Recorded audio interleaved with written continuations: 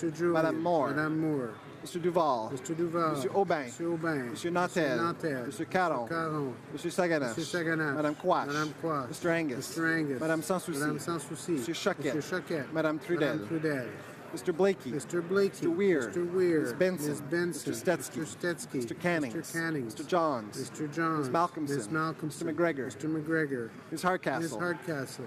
Ms. Ramsey. Ms. Ramsey. Ms. Jolibois. Ms. Jolibois. Ms. Blaney, North Island, Powell River. Ms. Blaney, North Island, Powell River. Madame Hughes. Madame Hughes. Ms. May, Saanich, Gulf Islands. Ms. May, Saanich, Gulf Islands.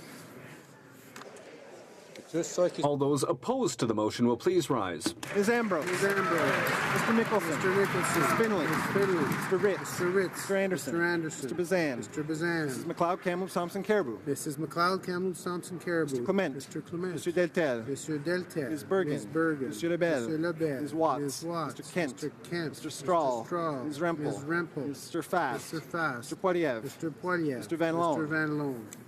Mrs. Gallant. Mrs. Gallant. Mr. Warwa. Mr. Warwa. Mr. Doherty. Mr. Doherty. Mr. Clark. Mr. Clark. Mr. Polius. Mr. Polius. Mr. Allison. Mr. Allison. Mr. Carey. Mr. Carey. Mr. Reed. Mr. Reed. Mr. Workington. Mr. Workington. Mr. Brown. Mr. Brown. Mr. Abultayev. Mr. Abultayev. Mrs. Wong. Mrs. Wong. Ms. Gledoux. Ms. Gledoux. Mr. McColeman. Mr. McColeman. Mr. Reyes. Mr. Reyes. Mr. Broussard. Mr. Broussard.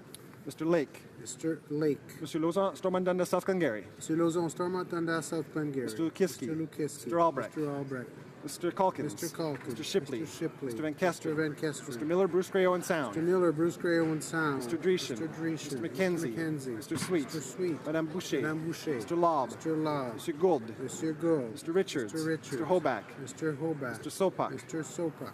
Mr. Stanton. Mr. Stanton. Mr. Albus. Mr. Albus. Mr. Zimmer. Mr. Zimmer. Mr. Falk. Mr. Falk. Mr. McGuire. McGuire. Mr. Barlow. Mr. Barlow. Mr. Urdega. Mr. Urdega. Mr. Iglinski. Mr. Iglinski. Mr. Arnold. Mr. Arnold. Mr. Berthud. Mr. Berthud. Mr. Cooper. Mr. Cooper. Mr. Diot. Mr. Diot. Mr. Jenis. Mr. Jenis. Mr. Genereux. Mr. Genereux. Ms. Harder. Ms. Harder. Mr. Godin. Mr. Godin. Mr. Kelly. Mr. Kelly. Mr. Kitchen. Mr. Kitchen. Mr. Commitch. Mr. Commitch. Mr. McCauley, Edmonton West. Mr. McCauley, Edmonton West. Mr. Leipert. Mr. Leipert. Mr. Shear. Mr. Shear. Mr. Chong. Mr. Chong. Mr. O'Toole. Mr. O'Toole. Mr. Nader. Mr. Nader. Mr. Nuttall. Mr. Nuttall. Mr. Soroya. Mr. Soroya. Mr. Schmale. Mr. Schmale. Mr. Shields. Mr. Shields. Mr. Vierson. Mr. Vierson. Mrs. Wagenthal. Mrs. Wagenthal. Mr. Waugh. Mr. Waugh. Mr. Weber. Mr. Weber. Mr. Motts. Mr. Motts. Ms. Raitt. Ms. Raitt. Mr. Trost. Mr. Trost.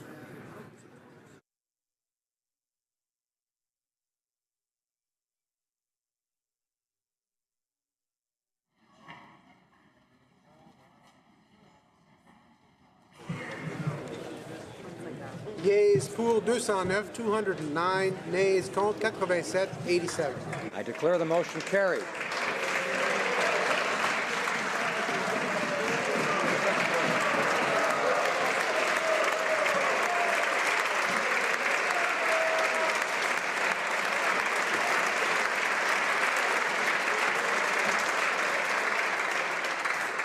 It being 5:55, the House will now proceed to the consideration of private members' business as listed on today's order paper. Private members' business, second reading of Bill C-245, loi sur la réduction de la pauvreté, au nom de Madame Sans Souci.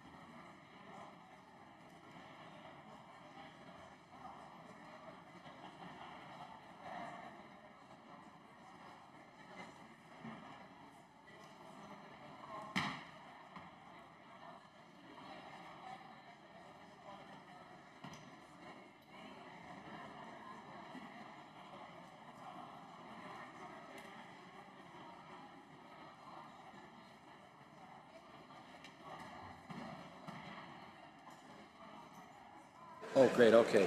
I'll hand it over to you then.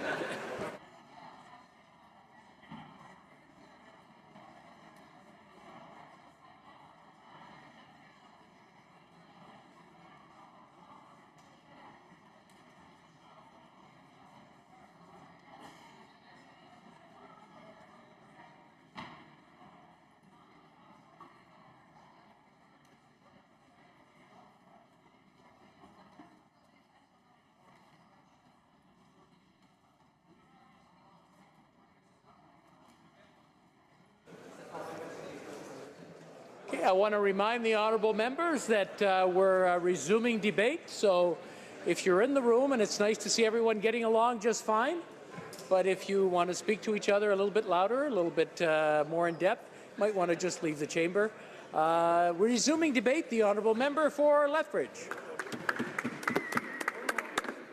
Thank you, Mr. Speaker.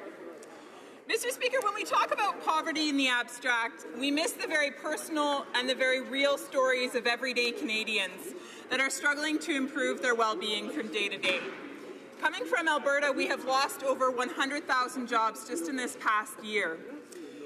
Hardworking middle-class families are now grappling with poverty as jobs have disappeared and government assistance has completely dried up. My social media feed is now filled with families selling off a lifetime's worth of belongings just to afford their rent, their mortgage, or the bills that face their family each and every month. Furthermore, food banks are overwhelmed with new clients, and one teacher that I talked to mentioned how the quality and the quantity of food that he's noticing in children's lunchboxes is actually diminishing. For the charities in my riding, the drop in the Alberta economy has been joined by a drop in donations. And those that are housing insecure or are part of the working poor are now having to cope with scaled-back assistance. Ensuring that all Canadians have the opportunity to live a meaningful and dignified life is one of the great motivations for those of us who are here standing in this place. Our previous government did an excellent job at reducing poverty. The universal child care benefit, increases to other child care benefits, and targeted tax cuts lifted more than 250,000 children out of poverty. Let me say that again. We lifted 250,000 children out of poverty. In fact, childhood poverty was reduced to the lowest levels in Canadian history under the previous Conservative government. In 1997, 18% of children were living in families with low income. In 2013, however, that number was decreased down to 8%. And this was after we clawed our way out of the recession of 2008. So, Mr. Speaker, why did a Conservative approach work? It worked because it put parents in control of their own destiny. It put parents in control of their household budgets. And it reduced the cost of living for everyday Canadian families. The Liberals like to make fun of us for our tax cuts. But the 140 tax cuts that we introduced over our mandate put $4,000 per family back in their checkbook. In fact, our Conservative government was celebrated internationally for our ability to respond to the recession while at the same time reducing poverty. Let me provide the House with a very important quote. Open quote, "Canada's governments at all levels need to be commended for protecting many of our children from the brunt of a recession that wreaked havoc on the world's strongest economies. This was the worst economic downturn since World War II, but Canada emerged from the crisis with 180,000 fewer children living in poverty. This is good news," end quote. And Mr. Speaker, the House may be wondering who gave this quote. It is no other than Dave Morley, the President and CEO of UNICEF Canada. The Conservative approach worked because we focused on creating jobs and generating economic growth as the greatest solution to poverty. When the economy is growing and jobs are on the rise, poverty decreases. It's a natural relationship. Our Conservative government championed Canadian jobs. We cut payroll taxes and income taxes for small and medium-sized businesses. We signed free trade deals to give Canadian companies new markets to which to export. We cut red tape and reduced the cost of dealing with the federal government. All of these measures created intense demand for Canadian workers. In my province of Alberta, we had some of the lowest unemployment that Canada had seen for a decade. And even if you worked at Subway or Tim Hortons, you still made significantly more than minimum wage.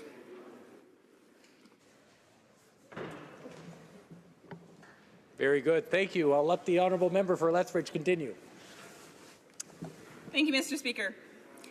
And this did great things for reducing poverty, of course. Fast forward to today, and what do we see?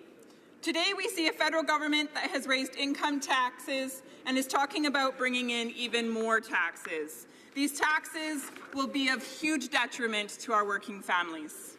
This is also a government that is increasing business costs by raising CPP rates and keeping EI premiums artificially high. The results are not hard to see. Canada's economic performance is teetering on the edge. We could go into a recession actually next quarter. Economic growth is abysmal, and long-term investor confidence has almost entirely dried up. This Liberal government is spending like a drunken sailor, piling up massive deficits with absolutely no plan to balance the budget. Investors know that this means higher taxes down the road, and they're pulling their money out of Canada and choosing to invest elsewhere. We see this reflected in the job numbers, and the Liberals have been in government for an entire year, and not a single net new full-time job has been created since they took office. In fact, when you consider all of the new young Canadians entering the workforce, there are fewer full-time jobs available per capita today than there were before the Liberals formed government last October. This is one of the reasons we have seen the unemployment rate increase over the last year. Why do taxes matter in a discussion about national poverty? They matter because it goes to the heart of how different parties tackle the issue of poverty. Our Conservative Party put money in the hands of parents and trusted that they knew what was best for their families. We trusted parents to invest in their children's future by involving them in sports and the arts. And we knew that with a little bit of extra cash, the middle-class families could afford to put their daughter in hockey or their son in piano lessons. But the sad reality is that when parents are forced between keeping the power on and putting food on the table or their child's hockey league fees, they have to prioritize the necessities of life. And this is why a marginal income increase matters. Mr. Speaker, this is why a reduction in taxation matters. It is the difference between our children being able to play sports and having to sit at home and simply watch TV. It is the difference between nutritious food and not so nutritious food being put on the plates of our children. The Liberal Child Benefit, on the other hand, delivers less money each month to Canadian families. It does not increase with inflation, meaning that the Liberals are giving Canadian families less money as time goes on.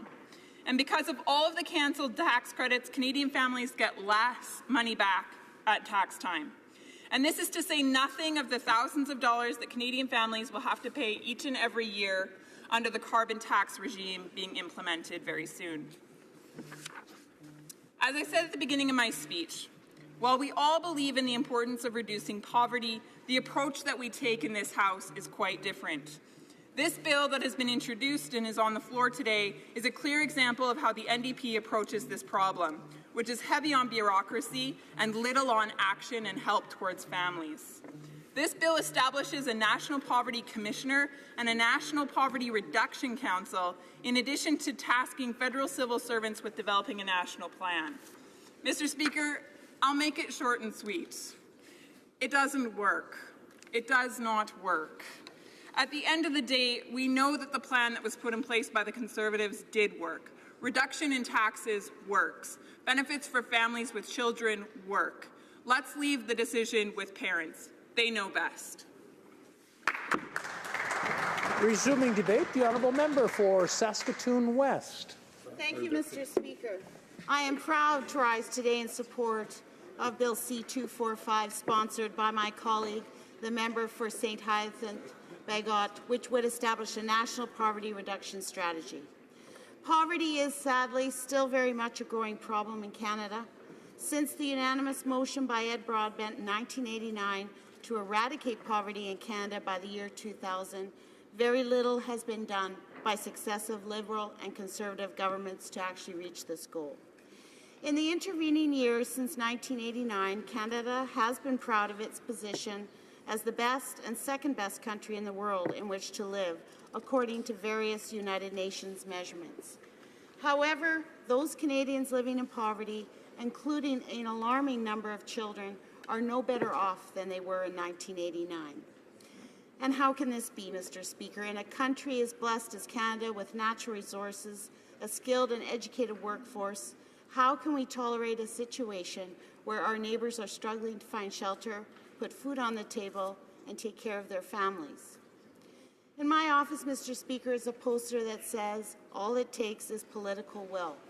That poster was created to commemorate Ed Broadbent's motion in 1989, which every single member of Parliament voted to support. And yet, here we are in 2016, and very little has changed. Obviously, we did not have the political will. Our governments have failed to make poverty reduction a priority. Poverty reduction is a complex and challenging issue, but we must not let that paralyze us. Too much time has already been wasted by hand-wringing and repetitive consultations that don't produce any discernible improvements for people living in poverty. Bill C-245 offers a turnkey proposal that the federal government can readily adopt and implement. It calls for the creation of an officer for the Commissioner for Poverty Reduction, as well as a National Council for the Elimination of Poverty and Social Exclusion. These are concrete steps that will focus efforts in poverty reduction in a way that is measurable, accountable, and cumulative. Governments have often said that we can't afford to do any number of things that will reduce poverty. On the contrary, Mr. Speaker, we can't afford to not do anything. Mr. Speaker, I would like to give some credit where credit is due. This government has put in place the Canada Child Benefit and increased the Guaranteed Income Supplement by 10%. Unfortunately, these measures by themselves are not sufficient to eradicate poverty in Canada in any meaningful way. And the Liberals' Bill C-26, which is supposed to increase retirement security for all Canadians by improving the Canada Pension Plan, actually omits some of the most vulnerable from the enhancement: women who take time out to have kids and people living with disabilities. Whether this omission was an oversight or deliberate, the Liberals have refused to fix the bill, and thereby doing absolutely nothing for the two of the most vulnerable groups in society. I come from the riding of Saskatoon West, Mr. Speaker, a diverse riding that unfortunately is no stranger to poverty, and I can tell this House that there is a very high cost to poverty. In Saskatchewan, Poverty Costs, the coalition of community-based organizations, calculated that the economic cost of poverty in Saskatchewan is $3.8 billion a year. Of course, the costs of poverty go beyond the dollars and cents spent on maintaining Canada's social safety net. The costs are the lost opportunity costs, and the consequences of growing inequality among our residents impact all of us. In addition, poverty costs Saskatchewan $420 million a year in heightened healthcare service usage. Poverty also causes us to spend between $50 and $120 million a year more than we would otherwise spend on our criminal justice system. The same report also found that 1 in 10 of our population lack the income needed to afford basic necessities. For a parent working full-time at minimum wage pays just over $20,000 per year. That is almost $15,000 below the poverty line for a family of 4. And poverty affects us unequally, and the numbers are shocking. 17% of Canadian children live in poverty, 33% of immigrant children, and 64% for First Nations children. Some of Saskatchewan's populations, including women, children, newcomers, Indigenous peoples, rural, and people living with disabilities, are at greater risk for living in poverty and face systemic barriers that impede their efforts to rise above the poverty line. Health disparities due to poverty are a direct result of substandard living conditions, inadequate access to nutritional food, and increased stress associated with making ends meet. The stresses of living in poverty can also be deadly. In Saskatoon, low-income adults were 4.5 times more likely to experience suicidal thoughts and 15 times more likely to attempt suicide. In Saskatchewan and across the country, costs of living are not rising, but costs of living are rising, but wages and salaries are not necessarily keeping pace. In 2012, Saskatchewan had the second highest inflation rate in the country, yet still had the second lowest minimum wage. The good news is that overall, there is an increased public understanding about the social determinants of health and growing support for addressing the underlying causes of poor health. 94% of Saskatchewan residents support reducing poverty, with 89% supporting a provincial approach to poverty reduction in Saskatchewan.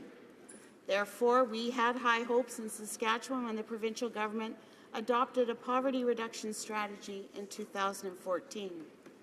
Unfortunately, the Saskatchewan Party has now backed away from this priority at a time when it is needed most. Mr. Speaker, the evidence shows that working to reduce poverty in the first place costs less than paying to respond to the effects of poverty later. If we needed proof that poverty is growing instead of decreasing, we just have to look at last week's headlines. According to Hunger Count 2016, a comprehensive report on hunger and food bank usage in Canada, Saskatchewan has seen one of the largest increases in the number of people accessing food banks since last year. The percentage of children using food banks is highest in Saskatchewan. It represents 45% of everyone served. Steve Compton, the CEO of the Regina Food Bank, added that a job is no guarantee against food bank use.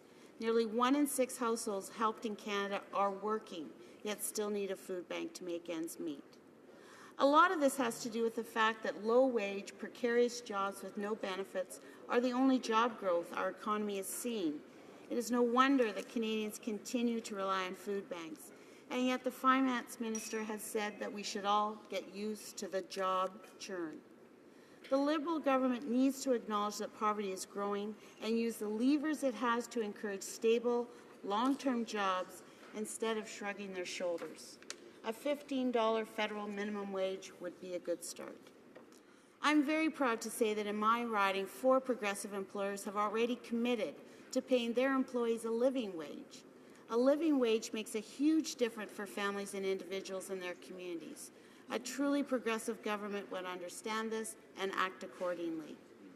Last week, Campaign 2000 released its annual report card on child and family poverty. It is heartbreakingly sad that an organization whose goal it was to eradicate child poverty by the year 2000 is not only still in existence today, but that they are farther than ever from their stated goal. After decades of advocacy for children and families in poverty, Campaign 2000 is still calling on the federal government to create a national anti-poverty plan. Their 2016 National Report Card, A Roadmap to Eradicate Child and Family Poverty, provides the latest statistics on child and family poverty in Canada and a clear recommendations for federal government action and leadership to end child and family poverty. Bill C-245 can be the first step.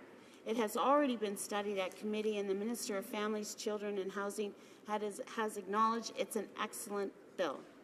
Mr. Speaker, the Liberals have stated many times in this House and at various committees that the federal government has a role to play in reducing poverty in Canada and that Canada needs a long-term collaborative strategy to combat poverty. Safe and affordable housing, affordable childcare, accessible health services, a living wage, and a basic income for everyone are all important factors that contribute to the well-being of all Canadians. It is my hope, Mr. Speaker, that this excellent bill will be passed without delay and that it will be part of a truly comprehensive and collaborative strategy that will finally tackle all the different factors that contribute to poverty in this country. Thank you, Mr. Speaker. Reprise du débat, l'honorable. Resuming debate, the Honourable Parliamentary Secretary to the Minister for Infrastructure and Communities. Thank you very much, Mr. Speaker. I'm very pleased to rise today to speak to Bill C-245, a bill with great qualities. It does merit discussion and debate. C-245 deals with development of a national poverty reduction strategy. It was tabled by our colleague, the member for Saint-Hyacinthe-Bagotte, and I wish to congratulate her for this initiative. In fact, the bill seeks to promote the participation of everyone in poverty reduction. We're talking about promoting inclusion into the service of fighting poverty in Canada, which is a very laudable objective. So I do want to congratulate my colleague for the hard work that went into preparing this bill. Her excellent work also joins up with the agenda of our government to reduce poverty in Canada. It has to be said, because that's the truth, Mr. Speaker. C-245 goes exactly in the same direction as our government's policies. We share the same vision. I'm talking about a vision about an inclusive society in which everyone can fully participate. Moreover, seeks to reduce a commissioner for the reduction of poverty and a National Council for the Elimination of Poverty and Social Inclusion. C-245 also seeks to change the Canadian Human Rights Act to add social condition as grounds for discrimination. So we are for the intent of Bill C-245, but as my colleague knows full well, it's impossible for us to support it at this time. And that position is not contradictory. In fact, it's quite logical and commonsensical. While we don't support C-245, it's because there are a number of initiatives in it that have already been put in place or that are about to. In other words, the work has already started. And we sincerely believe that our initiatives, the initiatives of this government, were designed precisely to achieve the same objectives of those included in Bill C-245. I don't have enough time to list all the initiatives we have underway and those that are upcoming, but I'd like to discuss a few of the most important ones. Starting with the study underway by the Standing Committee on Human Resources, Skills Development, Social Development and Persons with Disabilities, HUMA. In short, it's conducting a study on poverty reduction, and this study will take the committee across the country to hold in-depth consultations with key stakeholders, as well as with the general public. It's absolutely essential, Mr. Speaker, for us to wait for the committee's conclusions before we make any important decisions like appointing an independent poverty reduction commissioner. Mr. Speaker, the government also made a fundamental promise to Canadians. We promised that our policy and program decisions would be based on fact, on consultations, and today, like yesterday and tomorrow, we must keep our word. It's as simple as that, Mr. Speaker. Now, I referred to the study underway by the Standing Committee,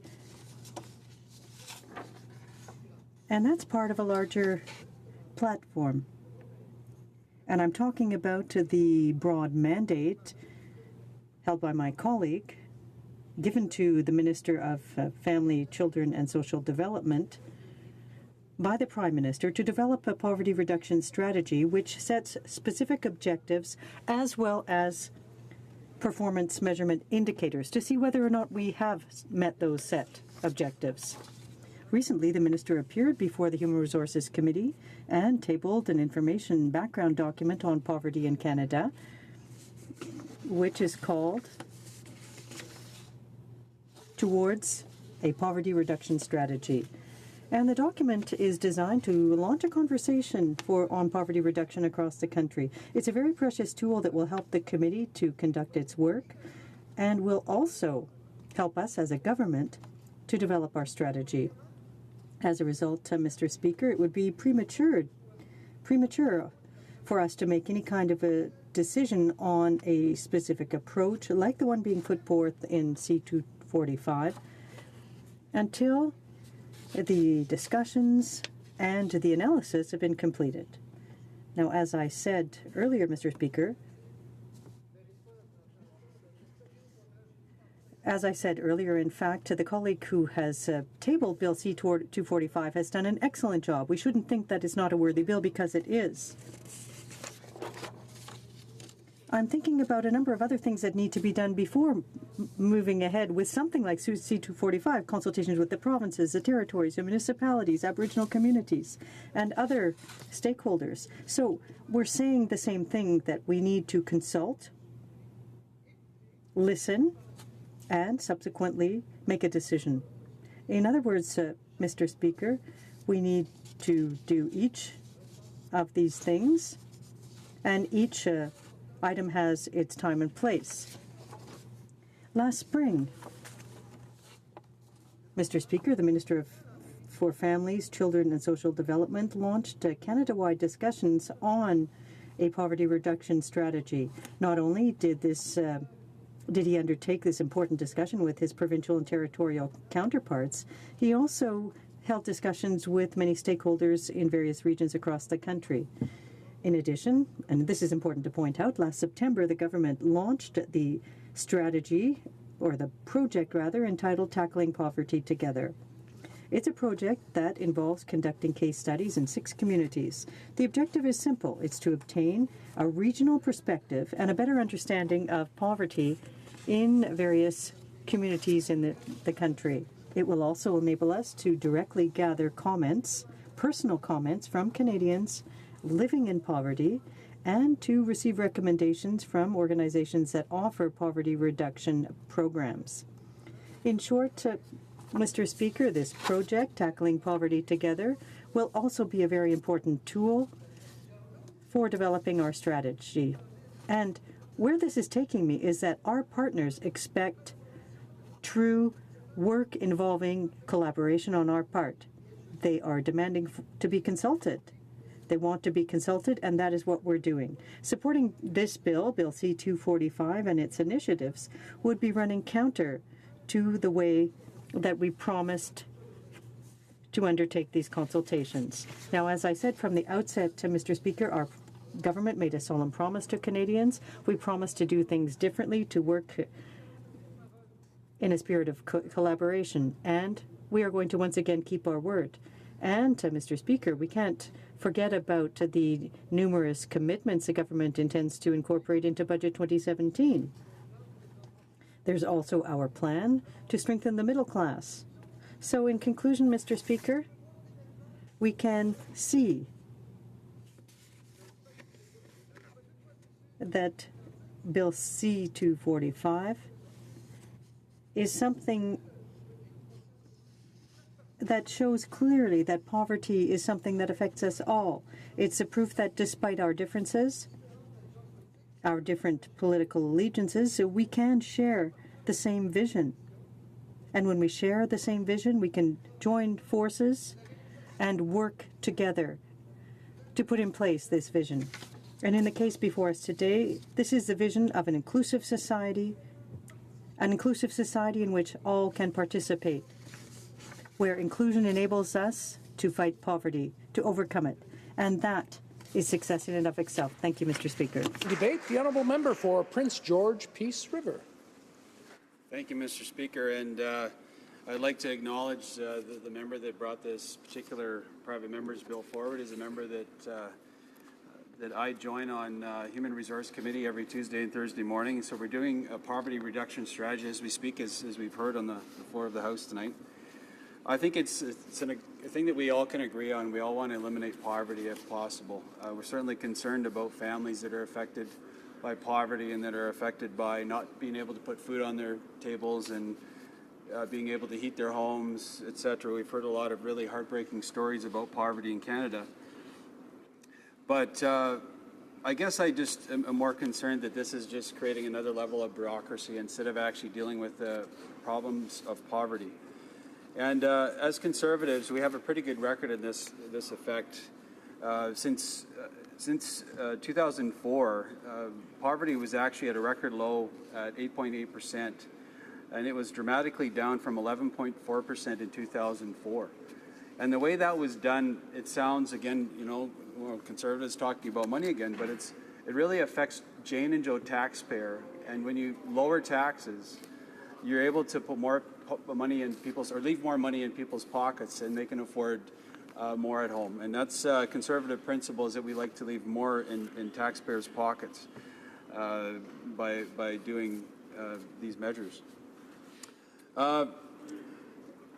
Some interesting testimony has come before us in committee, and I'd say one that dramatically affected committee from all sides was a testimony by Mark Wafer. And he's, I don't know if the chamber has heard his story, but he's got several Tim Hortons stores. And the one thing that he's done that is really set the bar high for a lot of establishments has hired disabled persons at wages equal to everyday people that work for him as well. So there's no disparity amongst disabled versus non-disabled people in his workplace. Great story of hundreds employed, hundreds that essentially were taking off of poverty. They were sitting at home with no place to work, no place to go, and gave them a job. And when asked, I asked him this particular question: what's the number one way that a person can get off of poverty? His answer was the number one way for a person out of poverty is a paycheck. And it seems like a very simple concept, in that a paycheck would help somebody out of poverty. But that's as simple as it gets. And it's more than just a paycheck, Mr. Speaker. It's a way of life, and it's hope, and it's a future. And the example that he used, too, was one of the persons with disabilities had worked for him that hadn't had an opportunity before. They were sitting at home without a job, had actually gotten a job through him at Tim Hortons, and then went on to work for a major accounting firm in Canada. So it's definitely the paycheck and the future life that this brings. And we look at solutions like that as real solutions to poverty, not just another bureaucracy, Mr. Speaker. And I think the Conservative principle that I think that needs to be understood is that Conservatives do care. We absolutely do care about people in poverty. And the analogy that I use is the old one that we all know. It's give a fish and feed a person for a day. Teach a person to fish, and you'll feed them for a lifetime. My concern is that by doing this particular PMB, is that we're going to establish a bureaucracy attempting to study how to give the person the fish. And again, we want to look at real solutions to get people out of poverty. And again, Mark Wafer is one of those examples that sees real change with people at poverty. And again, I think what concerns me generally about the conversation about, again, the way the different political parties view ways out of poverty is larger bureaucracies or money through programs to help people out of poverty. But what I'm concerned about, and I think a lot of people on this side of the aisle, as Conservatives are concerned about, I call them Jane and Joe taxpayer. They're the regular people that are possibly watching tonight. They've just gotten home after a hard day's work. I was a former carpenter. Maybe they're a carpenter that's just sitting at home having or trying to have a meal with their family. They're eating Kraft dinner again. It's the end of the month and they're stuck. That's all they have to eat, or maybe nothing at all. And we're asking that same family to now pay for another program that's going to cost millions of dollars and add more of a burden to that particular family. And another, I think we need to look at, if we're going to talk about taxes, and again, the contrast is Conservatives reducing taxes as a true way for poverty to change, for people in poverty to change and get out of poverty. The reverse can also happen, Mr. Speaker, and again, it's more of a burden to Jane and Joe taxpayer, but you know, we seem to talk around the issue in this place, and I haven't heard it mentioned tonight that much, and it's the carbon tax.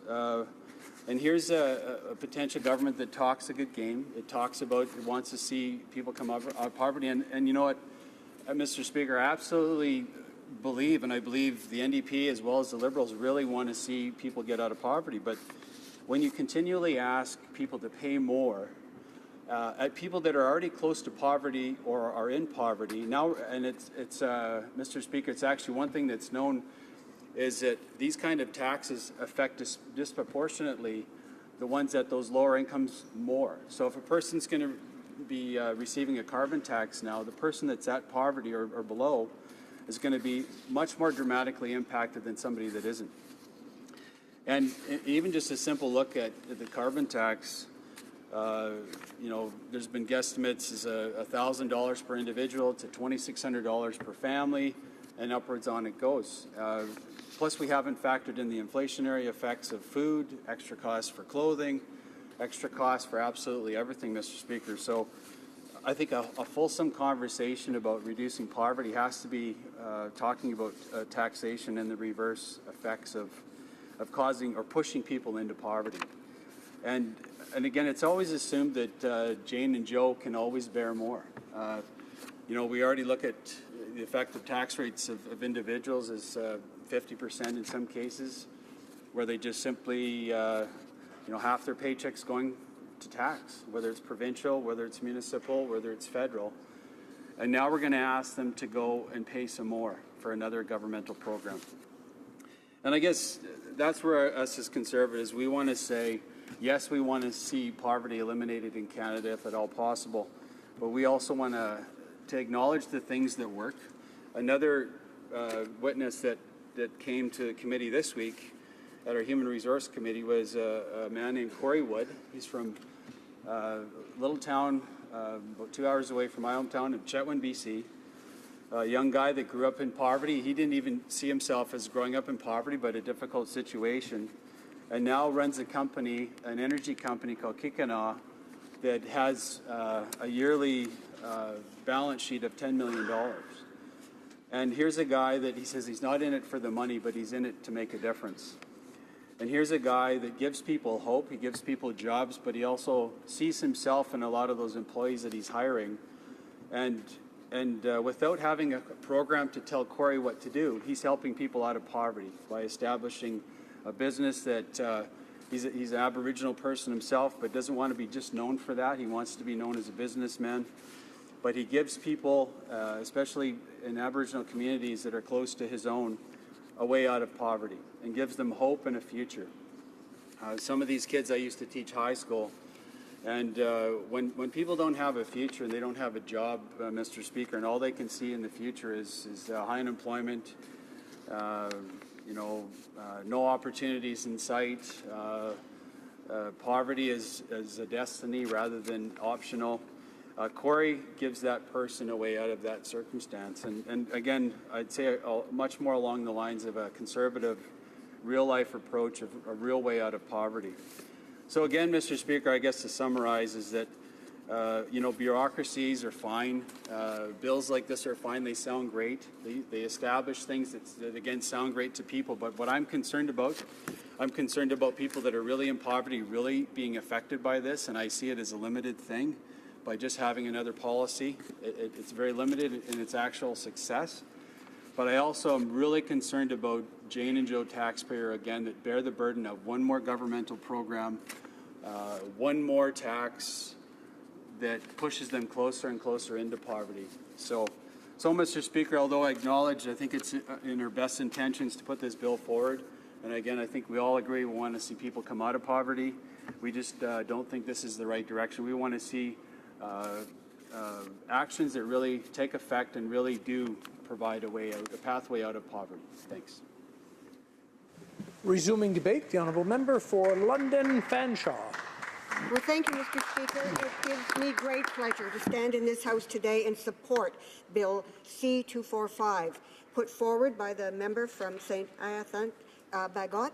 Bill C-245 is a progressive piece of legislation that creates the social democratic infrastructure for eliminating poverty in Canada.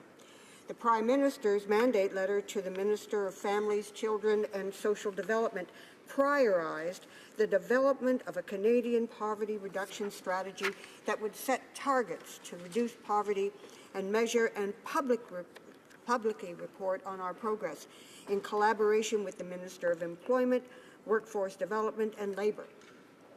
The Prime Minister said our strategy will align with and support existing provincial and municipal poverty reduction strategies. As I said, Mr. Speaker, these are the words of the Prime Minister. But more than a year into their mandate, the Liberals have yet to take on any action on providing a poverty strategy for Canada. I can't help but think that Canadians who are struggling to find work, to feed their families and keep a roof over their heads might be having a hard time believing in sunny ways. There is, however, some very good news here today, Mr. Speaker. New Democrats have done the heavy lifting, and we have done in the past, as we have done in the past with Medicare and workers' rights. The research is filed, Canadians have been consulted, and the experts agree.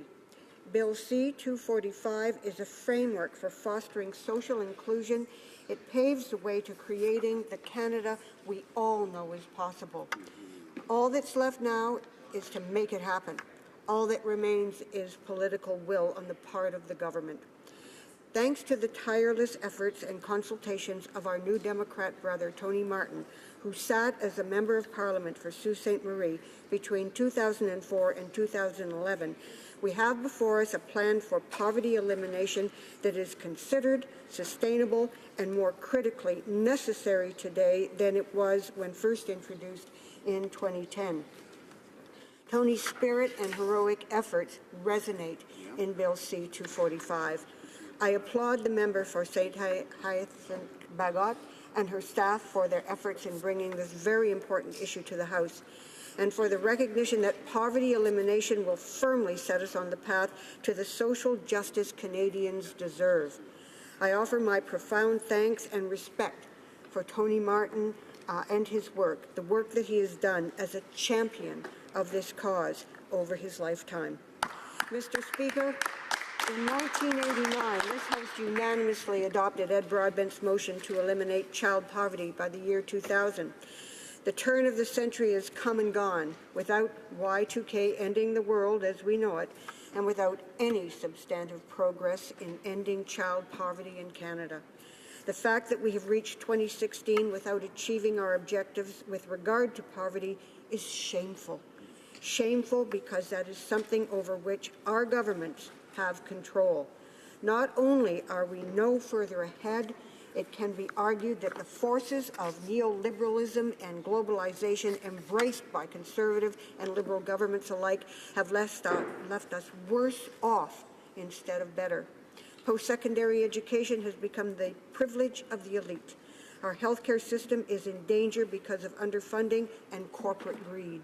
Our finance minister has told workers and youth to suck it up and resign themselves to a lifetime of precarious and temporary work. And when workers and young Canadians challenged the government for espousing these views, the Prime Minister chose to take a patriarchal approach and chided young workers for being disrespectful. Well, Mr. Speaker, the income gap has widened and it continues to grow, leaving more and more Canadians unable to make ends meet, forcing them to choose between paying rent and paying the bills.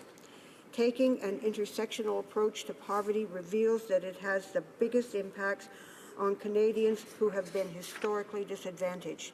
Women, seniors, senior women, children, disabled Canadians, immigrant Canadians, and Canadians of color. They all experience poverty at rates higher than the average. Colonialism has entrenched Canada's Indigenous peoples in poverty that continues unchecked because of this government's refusal to honour the recommendations of the Truth and Reconciliation Commission. Mr. Speaker, the fact that we have done little to nothing in the way of fighting poverty in the 21st century is Canada's special shame, because the evidence is clear and it's undeniable. We all, rich and poor, individuals, families, and even the corporate elite, all of Canada thrives when we make efforts to reduce the impacts of poverty. The cost of poverty in Canada is staggering, placing unnecessary burdens on our systems of healthcare, education, justice, and social welfare. The Canadian Medical Association has cited poverty as the #1 social determinant of health, observing that society, governments, and healthcare providers all have an obligation to address poverty, inadequate housing, and nutrition. in response to a 2011 report from the National Council of Welfare, which placed the cost of poverty to our economy at $24 billion, the Conservative government of the day responded with its Economic Action Plan. That government has come and gone, Mr. Speaker, and all that remains of that important plan are some tattered signs and a level of poverty unacceptable in a country as resource-rich as Canada. Poverty and income security are issues that need to be addressed at all levels of government. While the federal government has a fundamental role to play in establishing a strategy, provinces and municipalities are in many ways closer to the issue and have expertise in delivering social services essential to communities. Bill C-245 seeks to reach out to the other levels of government and harness that expertise in an effective way. It will strengthen Canada's social and economic safety net and promote the involvement of the general public, as well as public and private sector stakeholders, in poverty reduction. It will ensure every Canadian has access to affordable, secure, and adequate housing. In addition, the bill seeks to amend the Canadian Human Rights Act to recognize social condition as a prohibited ground of discrimination, and in doing so promote equal opportunities for Canadians living in poverty. Recognizing that a full life is a human right, my community of London, Ontario has adopted a municipal strategy on poverty whose goal is to end poverty in a single generation, thereby allowing our community to reach its full potential. Entitled London for All, A Roadmap to End Poverty, the report includes 112 recommendations broken down into 8 categories, including income and employment, health, housing, transportation, education, and food security. And I would like to remind this House and this government of the proud social democratic roots that our foundation of a country is based on. Social democracy provides balance in a capitalist economy with the recognition that core values, access to decent employment, health care, affordable housing, education, pensions, food, and union representation are not commodities to be marketed away at the whim of a corporate elite or government. Mr. Speaker, the Liberals campaigned on a platform that, if we were to believe the promises, veered left of Tommy Douglas on a social democratic scale. The Prime Minister, in his victory speech on election night, paraphrased the words of Jack Layton when he declared he had beaten fear with hope. Well, Mr. Speaker, with all the evidence to the contrary, it appears to me that hope is waning, and the Prime Minister is neither a Tommy Douglas nor a Jack Layton. In fact, Speaker, the Prime Minister is towing the Harper line on climate change and healthcare transfers to the provinces, revoking citizenship without a hearing, forcing veterans to go to court to fight for their benefits, defying the Canadian Human Rights Tribunal, and continuing to underfund Indigenous children's education. Where's the promised end to the 2% cap on education? And where is the promised electoral reform? It certainly sounds like this Prime Minister is backing away from his promise on just about everything. Canadians put their hope for social democracy in this Prime Minister. It was he who called on Canadians to step up and pitch in, to get involved in public life, and to know that to be optimistic is to be positive. Well, I agree with those sentiments, Mr. Speaker, and I wonder why Canadians have had to wait more than a year for any kind of change. So, today we have a bill, an important bill, that looks to that social democracy that I was talking about, Mr. Speaker, and I urge this House, this government, this Prime Minister to take the gift that we are offering here today in Bill C-245 and run with it. Put Canada back on track to becoming the country we all know is possible. Thanks to the member from St. Hyacinthe-Bagot, and thank you, Tony. Resuming debate, the Honourable Parliamentary Secretary to the Minister of Families, Children and Development. I just want to remind the Honourable Member that he will have approximately 6 minutes for his talking time. Well, thank you, Mr. Speaker. I'm pleased to speak today on a private member's bill that deserves recognition. Bill C-245 is an act concerning the development of a national poverty reduction strategy in Canada. It was put forward by our colleague from St. Hyacinthe-Bagot, and I would like to commend the honourable member for the great work she accomplished with this piece of legislation and for the passion I know she has for this particular issue. The truth is, Mr. Speaker, this bill pairs well with our government's agenda. We share the same vision, a vision of an inclusive society in which everyone will be able to take part to their fullest. Mr. Speaker, Bill C-245 provides for the development and implementation of a national strategy to reduce poverty in Canada. It also provides for the appointment of an independent poverty reduction commissioner and the establishment of the National Council on Poverty Elimination and Social Inclusion.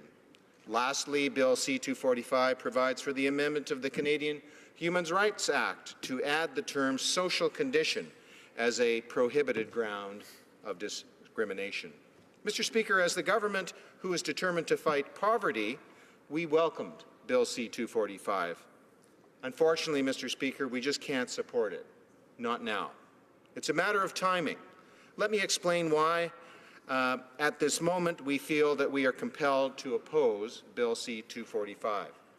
You see, a number of poverty reduction initiatives are already being advanced by our government and are still in various stages of development. And we strongly believe that they are designed to achieve the same objectives as Bill C-245. The first one that comes to mind is the study on poverty by the Standing Committee on Human Resources, Skills and Social Development, and the Status of Persons with Disabilities, also known as HUMA, and the honourable member has been attending many of those meetings along with me. This study will take the committee across the country through in-depth consultations with key stakeholders, as well as the general public. We must wait for the committee's findings, Mr. Speaker. We need to hear their recommendations before making any major decisions, such as the appointment of an independent poverty reduction commissioner. Our government made a promise to Canadians that our decisions, policies and programs would be evidence-based. We have to be true to our words, Mr. Speaker. Mr. Speaker, I just talked about HUMA's study, but this study is just a part of something much bigger. What I'm talking about here is the mandate of my colleague, the Minister of Families, Children and Social Development. He was asked by our Prime Minister to lead the development of a Canadian poverty reduction strategy that would set targets and measures to reduce poverty. In fact, the Minister recently tabled in front of HUMA a discussion paper titled Towards a Poverty Reduction Strategy.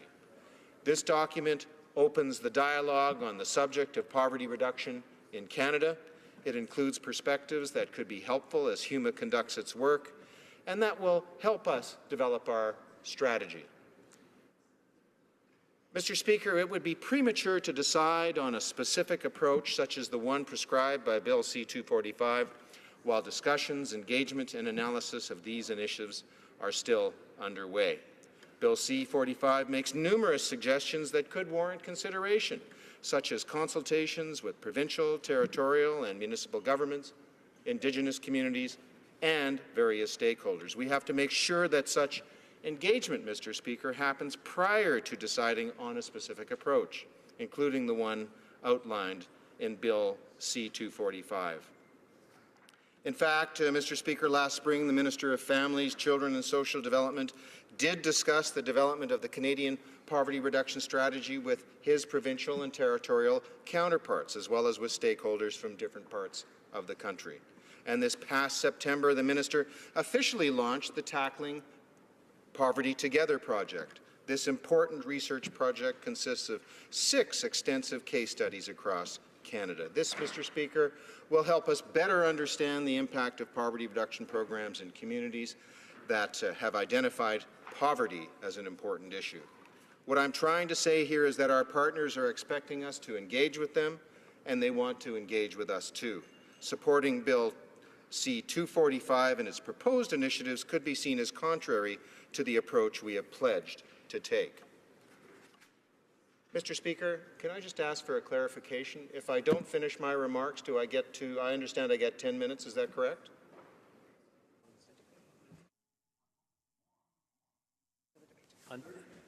Unfortunately, you have about 1 minute and 12 seconds left, and that's the end of the debate. No. Oh, okay. That's the end of it. Well, Mr. Speaker, thank you for your clarification. I think I will cut to the chase then. Thank you for that clarification, Mr. Speaker. As I draw to a close, I understand that it might sound like Bill C-245 is not a good thing, but it is a good thing, Mr. Speaker. It is a good thing because it clearly demonstrates that this government is definitely going in the right direction. It is a good thing because it clearly demonstrates that our priorities are similar to those on the other side of this House. It is a good thing because it clearly demonstrates we share a vision of a country where everybody works together to fight poverty, where everybody works together to make sure no one is left out, to make sure that everybody is on an equal footing. Once again, congratulations to my colleague from St. Hyacinthe, Bagot. We appreciate her efforts in this regard. Thank you, Mr. Speaker. I would now invite the honourable member for Saint-Hyacinthe-Bagot to use her right of reply.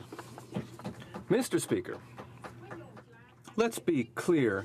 At this stage, we're not deciding anything. A vote at second reading simply allows the bill to go to committee. We've just been told that the Prime Minister and Cabinet will vote against this bill because they vote against all of the private members' bills because it's necessarily not part of their government's plan. They've even done it with bills from their own Liberal MPs. But I sincerely hope that my Liberal colleagues from across the way, the other MPs, will vote freely because we'll have the opportunity at second reading to show that we're open to these ideas. Indeed, because the Minister of Families, Children and Social Development has, in his mandate letter, the responsibility of creating a poverty reduction strategy. Well, that's exactly why I tabled this bill, to contribute to that process. And my colleague said it earlier, for years now, Tony Martin, Jean Crowder, for years and years, consultations have been undertaken, and those have led to this result, this bill that I tabled. So by tabling this bill, I wanted to bring our contribution to the government's process as we look to establishing a poverty reduction strategy. I know very well that there is a committee that is currently studying poverty, and it's not by voting for this bill at second reading that well, it doesn't mean that this bill exactly will be voted on and put into place 6 months later. No, we'll have time to look at the results of the committee's studies. We'll have time to add the minister's work on a poverty reduction strategy to the process. All we're saying here is, could we bring C-245 further so that it contribute to what we are trying to do?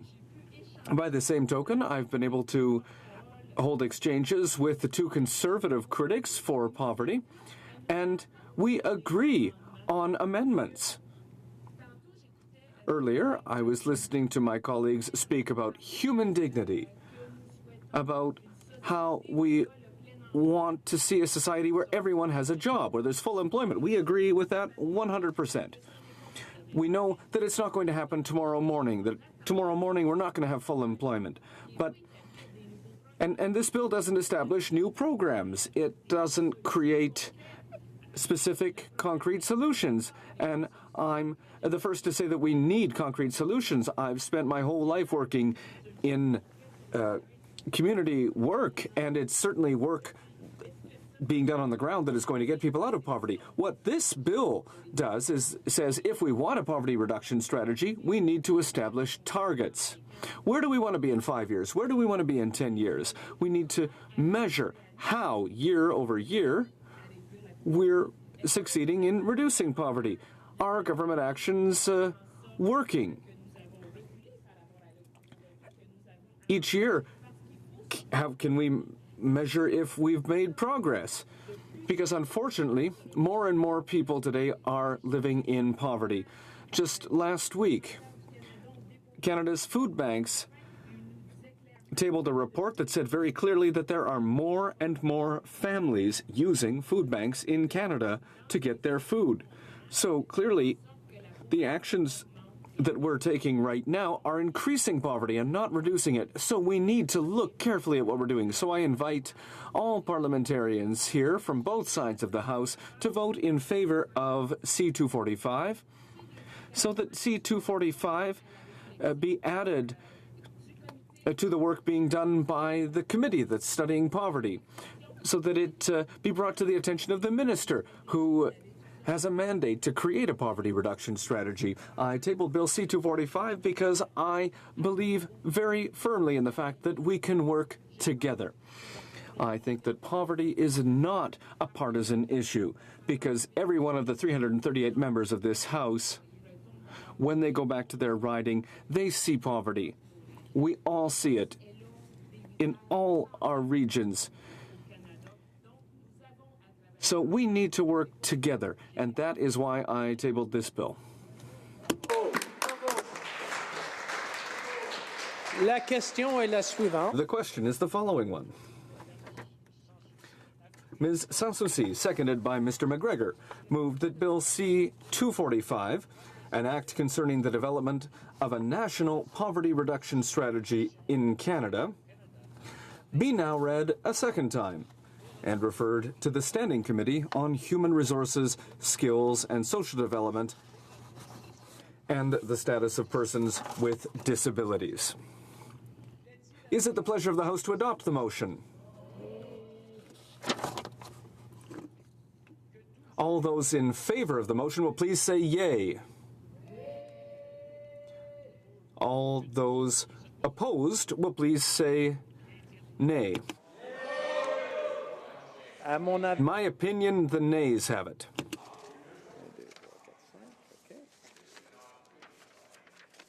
Pursuant to Standing Order 93, the Recorded Division stands deferred until Wednesday, December 7th, 2016, immediately before the time provided for private members' business. À ce moment-ci, conformément à l'article... Pursuant to Standing Order 38, a motion to adjourn the House is deemed to have been made and seconded at this time. Therefore, the question is that this House do now adjourn. The Honourable Member for Vancouver East. Revoking someone's legal status in Canada is a very serious issue and carries significant ramifications for the individuals impacted. I have no doubt that the minister knows this, yet the Liberal government is continuing with Harper's unconstitutional process to strip people of their citizenship due to fraud or misrepresentation without ensuring that they have the right to an independent hearing. The minister said that this is wrong, but to date they have failed to fix this. On top of that, they are aggressively revoking people's citizenship without ensuring that there is procedural fairness. In addition, cessation applications continue to be brought against permanent residents who came to Canada as refugees if for whatever reason they travel back to their country of origin. So based on these current laws, the Minister of Democratic Reform could have her citizenship revoked for misrepresentation. Now, just imagine if she was in the process of obtaining her citizenship and cessation proceedings were brought against her, given the fact that she was born in Iran and she had traveled back to Iran. Would you think that is the right thing to do? Of course not. Well, some 300 others are faced with this unjust law. Mr. Neelam is a taxi driver in Vancouver. He's a refugee from Sri Lanka. He has committed no crime, violated no immigration laws. In fact, he has complied with all requirements to maintain his permanent resident status and has passed the knowledge and language test to earn his Canadian citizenship. As he was waiting to be called to the oath ceremony for his citizenship, he found out that his citizenship application has been suspended because cessation proceedings has been brought against him. Why are cessation proceedings being brought against Mr. Neelam? Simply because he traveled back to Sri Lanka twice after the civil war has ended. Once to marry his wife and the second time to be part of a special wedding reception as per the customs of his culture and faith. As a result of the cessation proceedings, his wife's immigration visa to Canada was cancelled. Mr. Neelam had to hire a lawyer to fight this, and even though he was successful in getting his wife's immigration application process resumed, he's still waiting for the reapproval of his wife's application so he can reunite with her. In the meantime, because there are cessation proceedings against him, he's had to travel to a third country in order to see his wife. To say this is absurd is stating it mildly. The emotional stress of this is unbelievable, not to mention the financial burden. As for Mr. Neelam's Canadian citizenship application, even though his lawyer was successful in filing a Madam's application, the minister is appealing that decision and is actively trying to stop him from becoming a Canadian citizen. Mr. Speaker, this is so wrong on so many levels. Mr. Neelam's life has been so significantly disrupted, he has done nothing wrong. Then somewhere along the way, a punitive government, the Harper administration, retroactively brought in a law that put Mr. Neelam, unbeknownst to him, in violation of the cessation provisions. Why is this Liberal government continuing with the Harper government's unjust laws? Why are law-abiding people having to fight these unjust cessation provisions that even this government has condemned? Instead of carrying on with this absurdity, I am calling on the government to stop all actions against those with cessation proceedings against them. The Honourable Parliamentary Secretary to the Minister of Immigration, Refugees and Citizenship. Thank you very much, Mr. Speaker. I would like to thank the Honourable Member for Vancouver East for her advocacy on this question. Our government is already moving forward with its commitments to repeal certain provisions of Bill C-24, including certain provisions relating to the revocation of citizenship on national interest grounds. That said, while we want to ensure that citizenship requirements are fair and flexible, Canadians also want to protect the program from abuse. And I understand her comments related to both citizenship revocation and also cessation provisions, and I'll address both of those. But on the citizenship revocation, that is available under 4 grounds: misrepresentation, fraud, knowingly concealing material circumstances, or national interest grounds are at stake. As part of Bill C-6, which has been voted on and passed third reading in this House, provisions relating to citizenship revocation under national interest grounds are being repealed, which is a step in the right direction. I think we would all agree.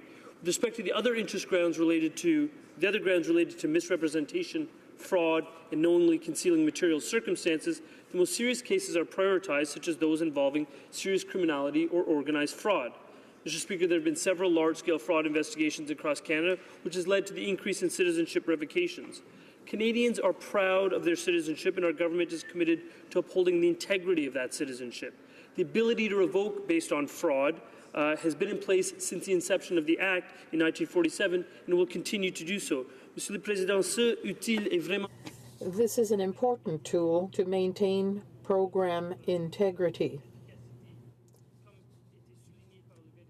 as was underscored by the Auditor General in his report. The Minister, Mr. Speaker, has the authority to revoke citizenship in basic fraud cases such as residence fraud, identity fraud, and criminality. And the Federal Court has the authority to decide on more complex cases where the misrepresentation is in relation to concealing facts relating to inadmissibility for security violations, human or international rights violations, or organized crime.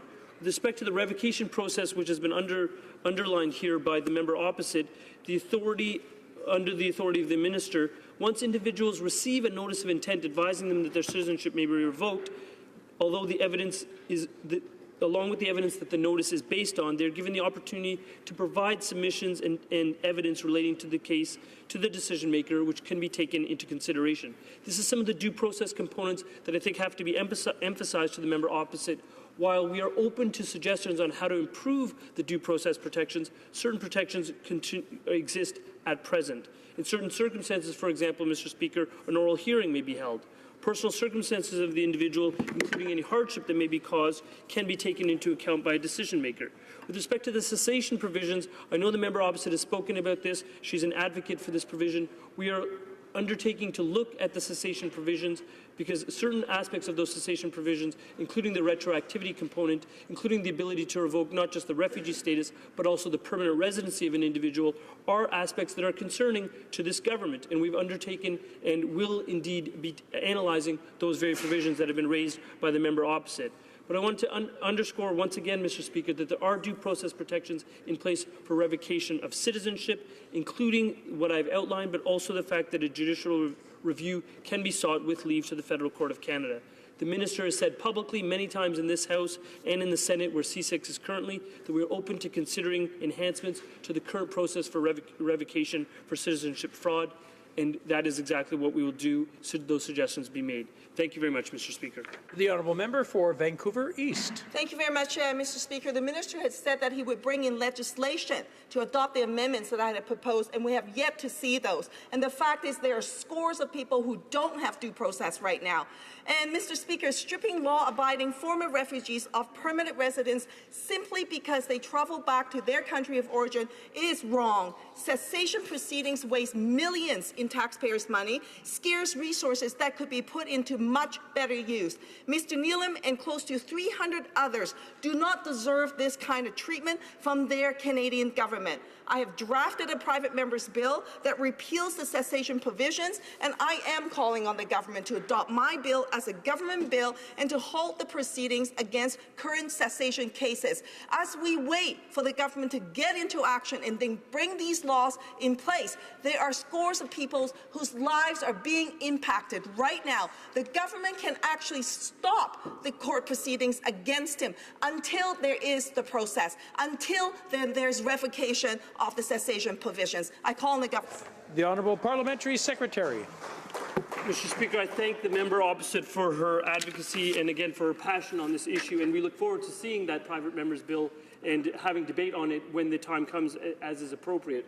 I appreciate her concern. The concerns that relate to citizenship revocation and the due process protections are, as I outlined earlier. There are concerns with the cessation provisions, particularly the amendments that were made by the previous government to make it retroactive and to strip people of not only the refugee status but also their permanent residency. These are things we are committed to study and to improve upon, and we look forward to working with the member opposite in this regard. Thank you, Mr. Speaker. The honourable member for Nanaimo Ladysmith. Thanks, Mr. Speaker. Last time that I discussed abandoned vessel response, which is an oil spill prevention mechanism in this House, we were just on the verge of having a new federal announcement. Now the ocean strategy has been announced with great fanfare, and I think a little bit of a leap of hope in the hearts of coastal people. However, some weeks later, we have still seen no content, no additional confidence is coming from the details that have been released so far. And so I'd like to talk through you, Mr. Speaker, with the representative for Environment and for Transport on this file. So we recently had the Prime Minister say, as a community, we need to protect our magnificent oceans. Of course, in solidarity with the great number of coastal communities, I, as Member of Parliament for Nanaimo Ladysmith, am dismayed that the Prime Minister did not heed the call of Union of BC municipalities, multiple coastal First Nations that all opposed the Kinder Morgan pipeline expansion with its attendant sevenfold increase in oil tanker traffic through one of the most sensitive regions of our country, a region with what Transport Canada's report has described as one of the two highest probabilities of a high-impact oil spill, and in one of the busiest areas for vessel traffic already, without even counting in the increased tanker traffic from once a week to once every day through our very sensitive and very busy waters. So we've got a couple of parts of that oceans response plan that I would like to take apart. One is on the oil spill response side. We have had multiple coastal people weigh in on this. Jess Housty, who's a Heiltsuk First Nation council member in Bella Bella, BC, said, quote, "It's clear that even the best available technology and most qualified personnel can't effectively contain or mitigate a spill. I shudder to think of the risk we'll face if we see an increase in shipping due to new or expanded pipelines. Now, another quote from Mike Lowry of Western Canada Marine Response Corporation, and this is the industry-funded oil spill response team, a very good group. He says 100% recovery is never possible. And one of the most frequently cited stats contained in a 2013 report for the federal government on oil spill readiness is that even with optimal conditions, only 5 to 15% of spilled oil is ever recovered using booms and skimmers. Now, I can attest to this. I, in my elected to local government role, was part of an incident command around recertification for Western Canada Marine Response Corporation that Transport Canada carries out.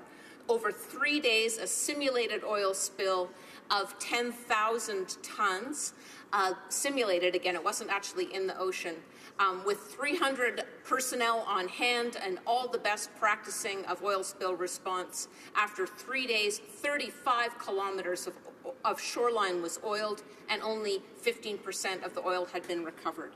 Now, this is paralleled by the terrible situation with the Nathan E. Stewart, where tens of thousands of liters of diesel oil were spilled. It took 20 hours for Coast Guard to get there.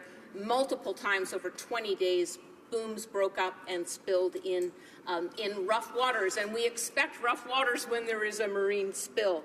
And now I understand that our Premier is confident with the oil spill response regulations, but we have not seen any details whatsoever. And because this government is committed to oceans and committed to transparency, I hope that the Honourable Parliamentary Secretary to the Minister of Transport. Thank you very much, Mr. Speaker, and thank you to my colleague across the aisle. I am under the impression that we were going to be talking about derelict vessels, and I do have quite a bit of information to give you about derelict vessels, so that's what I'm going to talk about tonight. I would like to thank the member opposite for raising the important issue of the Ocean Protection Plan, and we'll get to that on another occasion. Our government takes the issue of derelict vessels very seriously, and this is why we announced on November 7th, 2016, as part of the $1.5 billion Oceans Protection Plan, a comprehensive national plan to address abandoned, derelict, and wrecked vessels in Canadian waters, and will include new legislation that puts the responsibility and liability on vessel owners to properly remove and dispose of their vessels. This legislation will, among other things, prohibit the act of vessel abandonment. We intend to introduce this legislation in 2017. The plan includes measures to improve owner identification to ensure they are held accountable. It also includes education and outreach activities to enhance vessel owner understanding of their responsibilities and liabilities, including paying for vessel cleanup and disposal. We have designed our approach with best practices from other jurisdictions in mind. Our government will also work in collaboration with provincial, territorial, and municipal governments, as well as Indigenous groups, to support the cleanup of existing smaller vessels that pose risks to Canadian coastal communities and implement a robust polluter pay approach for future vessel cleanup. Furthermore, Canada's international role will be strengthened by joining the Nairobi International Convention for the Removal of Wrecks, 2007, which will increase vessel owner responsibility and liability for wrecks from maritime incidents in Canadian waters. Though these proposed measures are consistent with the private member's motion number M40 by the member for South Shore St. Margaret's that was unanimously adopted by the House earlier this year, this plan is consistent with what we heard during consultations this past summer with partners and stakeholders across the country, including provinces, territories, local communities, representatives from ports, harbours, marinas, and the marine industry, Indigenous groups, and others. Their message was consistently clear. The current legislation, policies, and programs are not sufficient to effectively address the problem. Conversations also included a focus on how to deal with the existing stock of abandoned and derelict vessels. We are proposing measures to address this issue, both for the short and long term. Addressing this issue requires concerted effort from various levels of government. The federal government has a leadership role given its overarching mandate for navigation and shipping. However, provinces, territories, and local governments must and will be involved. They have shared responsibilities regarding the environment, as well as waste and land management. They have a role in protecting the rights of private property owners. They have law enforcement capacity needed to reinforce responsible vessel ownership. In some cases, they are the landowners where problem vessels are located, and they will want to have a say in how these vessels are addressed. Coastal and Indigenous communities near water who rely on it for their economic and cultural well-being also want to be part of the solution. They are the eyes and ears on our coasts and waterways, and their knowledge of the environment and economic impacts should help inform decisions. Thank you very much, Mr. Speaker. The honourable member for Nanaimo Ladysmith. Thank you. Thank you to the member opposite. I appreciate the announcement saying that the government has got the intention to act on abandoned vessels, which would prevent oil spills if we get ahead of them and prevent them from sinking. We are still looking for the detail that was expressed by coastal communities in the consultation this summer and has been expressed by local governments for 15 years, but still we've got no detail in the plan. The announcement did not say how the federal government's going to fix the mishmash of responsibility in our current laws. My private member's bill C-219 would do that by making Coast Guard the first stop. We need to resource Coast Guard well to do that. We need to have new money and a broader mandate for Coast Guard. We heard this summer preventative action before the vessels become a hazard. We are looking for a turn-in program, kind of a bring-in-your-boat program, to make it easier for owners to do the right thing. We're looking for support around vessel salvage and fiberglass. The Honourable Parliamentary Secretary. Thank you very much, Mr. Speaker. I again thank the member opposite for the opportunity to mention that on November 7th, our government announced a comprehensive national plan to address the issue of abandoned and derelict vessels in Canadian waters as part of the $1.5 billion Oceans Protection Plan.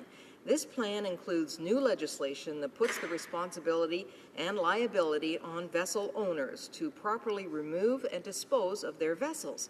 Although the majority of vessel owners act responsibly, even a few instances of abandonment can and does have significant impacts on local communities. This is only reasonable. Abandoning a car on the side of the road would be unthinkable. The same should apply to ships and boats. We need to make sure that the federal government and other jurisdictions have the necessary information and levers to track careless owners down and hold them accountable. We recognize that abandoned and derelict vessels threaten key fishing and tourism. The honourable member for Hochelaga. The issue of the expiry of long-term agreements on social housing is something that has been dear to my heart since I was elected in 2011. During the last Parliament, I had tabled motion for M450, which reads as follows, that in the opinion of the House, the government should, in collaboration with the provinces, territories and municipalities and community partners, maintain and expand in line with Canada's obligations under the International Covenant on Social, Economic and Cultural Rights and the Universal Declaration of Human Rights, the federal investments in social housing, which would include the renewal of long-term social housing operating agreements in order to preserve rent subsidies and provide funds for necessary renovations. Now, the purpose of the motion is to ensure that the investments necessary for social housing units in Canada is continued by providing the required funding to renovate the units and by also subsidizing rent for the many families in need. In order to illustrate the situation, I referred on October 7th to a video that went viral in which the young Brooke Blair, who was 5, called out the British Prime Minister because she couldn't understand why people were living on the streets and couldn't or were living in that kind of a situation. Mr. Speaker, if we continue to let the situation degrade in Canada, the whole social housing situation, we may well have even more families in the street. Since the 70s, rather, more than 620,000 social housing units were put in place through an agreement that was for a duration of 25 to 50 years, which made it possible to financially support low-income households. Since the 1990s, the Liberal government has withdrawn funding from new social housing units, and today there are some 50,000 social housing units that are affected by the ending of these agreements because for some of the operating agreements have expired. Nearly 100,000 new households are living in uncertainty. Over the years, the federal government delegated administration for some social housing units to the provinces and municipalities by transferring federal funding associated with the agreements, namely for low-income housing units.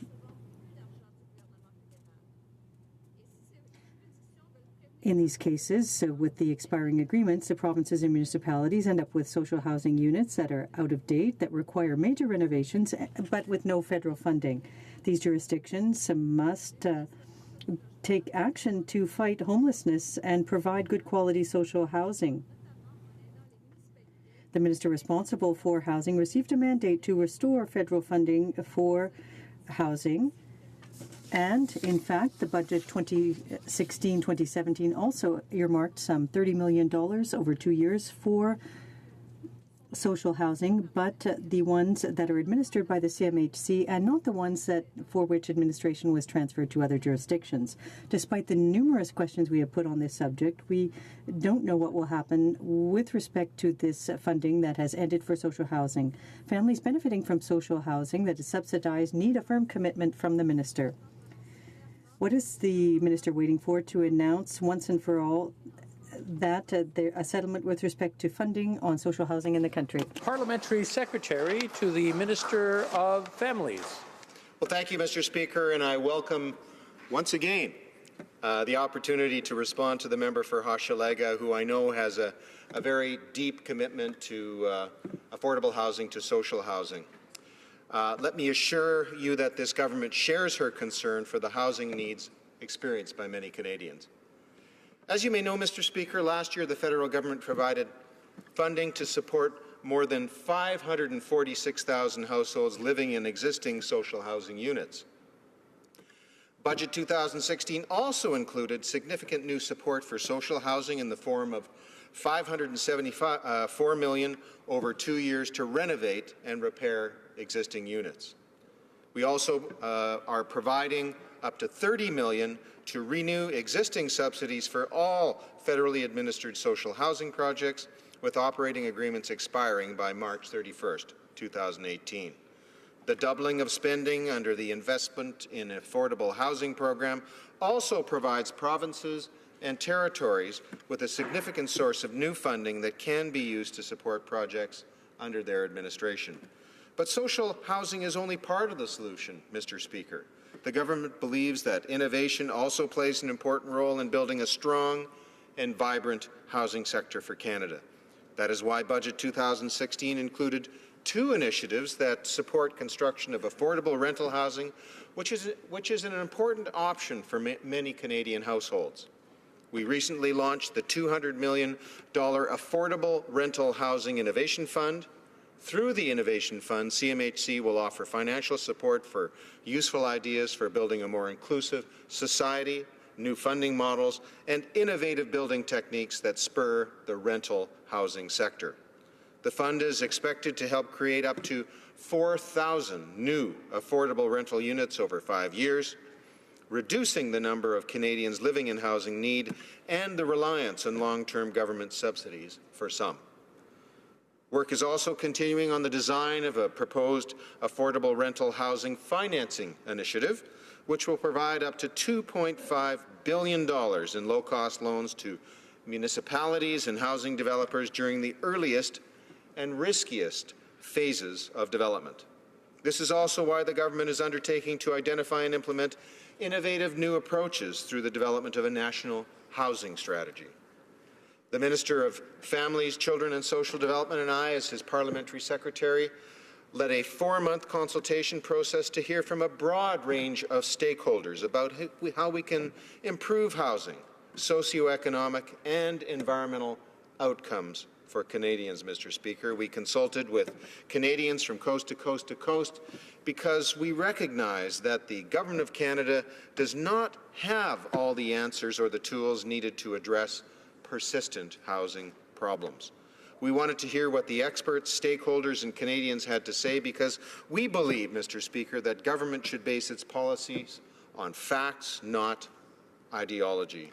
We are consulting and we are listening because housing is such an important component of our government's overall approach to strengthening the middle class, promoting inclusive growth for Canadians, and helping to lift more people out of poverty. A What We Heard report was released on November 22nd, National Housing Day in Canada, that contained a clear message, Mr. Speaker. Canadians want better housing outcomes, especially for those who need help the most. The feedback we received will inform the development of the strategy, which will be released in 2017. I encourage the member for Hochelaga, and indeed all members from the other side of the House, to read the What We Heard. L'honorable député de Hochelaga. The honourable member for Hochelaga. The government keeps repeating that it's doubled investments in affordable housing over 2 years, and the province and territories can use that money to maintain their social housing units that they administer and to maintain subsidies for low-income families. But in Toronto alone, they need $2.6 billion just to catch up on the repairs for the social housing units it administers. But the province will receive just a little more than $650 million for the province. And we're not talking about rent subsidies that will be ending. If money is put into social housing, there won't be any left over for affordable housing. In its housing strategy, does the minister plan to invest the money necessary in preserving social housing units and rent subsidies? And will there be sums earmarked for building new social housing units? Honourable Parliamentary Secretary. Well, thank you, Mr. Speaker. One of the messages we heard loud and clear from Canadians was that the National Housing Strategy must include measures to address the pressing housing needs of low-income and vulnerable Canadians. Canadians also believe that we need to strengthen the capacity of housing providers to promote innovative financing solutions to support the development of new, affordable rental housing. Special attention needs to be given to improving housing outcomes for Indigenous people wherever they live, including in the North. We also heard that a national housing strategy should respond to the growing affordability challenges facing low and middle-income Canadians. Finally, Canadians told us that they want a national housing strategy to include solutions that support sustainable housing and communities. And as I noted earlier, Mr. Speaker, all of this will be taken into account as we develop the national housing strategy, which will be released in 2017. Mr. Speaker, thank you and good night.